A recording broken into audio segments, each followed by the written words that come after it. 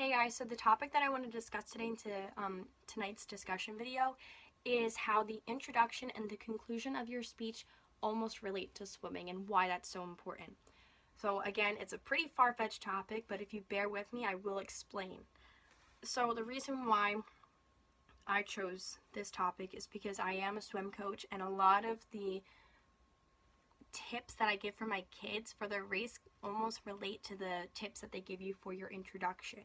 So for instance, they say to have a strong introduction, to grab your audience, set the tone for your speech. Much like with the start, I tell my kids, start out strong, go in the water fast, make sure that you know what you're doing, and it sets the tone for the entire race. So basically, if you were to start off a race going slow because you wanted to take it easy, the rest of your race is going to be easy.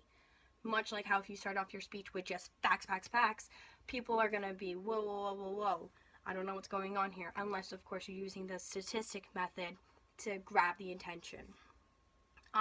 So with grabbing your attention, you can use a variety of different tactics. The first one is you can tell a story based on what your topic is. Just get them involved, get them thinking about times that they can relate to this topic as well.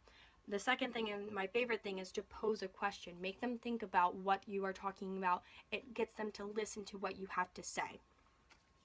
Another thing is, depending on your audience, you might be able to form an introduction entirely based around the needs of that audience, almost like a personalized introduction.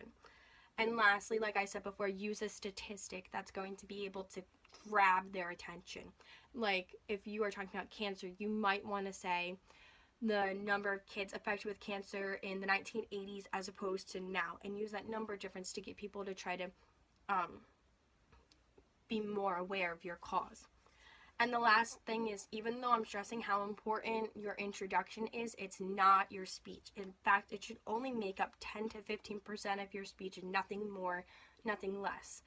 And this is just because, again, it's supposed to grab your audience's attention, but it's not supposed to give out all of your facts. So you have to be very careful when you use the statistic method. You don't want to pile on statistics and leave them with a heavy head, basically.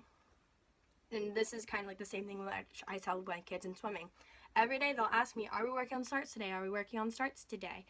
But the answer is no, because they can have the best start out of everybody in their race, but if there is no body, no talent, no practice, no strength, they will fail. And so it's very important that you actually have a good body of your speech. And lastly, you want to end your speech with a wonderful conclusion. You don't want to leave the audience wanting more. You want to have closure. The one conclusion or the one ending line that is most common that I've heard, especially throughout my high school career, was, yeah. And that's how basically every kid ended their speech. I feel as if with that ending, you basically have lost all of your credibility and you are almost confused about what you have to say. And lastly, so basically in your conclusion, you want to summarize what you were talking about before, challenge them almost. The ASPCA commercials are really good at challenging people to try to do more or inspiring people to want to do more. But the most important thing you want to remember is that you do not want to add new facts. Do not add anything new. Don't end on a statistics. End on the answer to your question or why that statistic in the beginning was so important for your speech. And again, why I love the starting with a question is because you can ask that same question at the end of your speech and be able to show them that they have gained something from listening to you. So thank you guys very much for bearing with me through this. I can't wait to see what you guys have in store. And yeah, I hope you guys are having a great day. All right, I'll be seeing you guys later.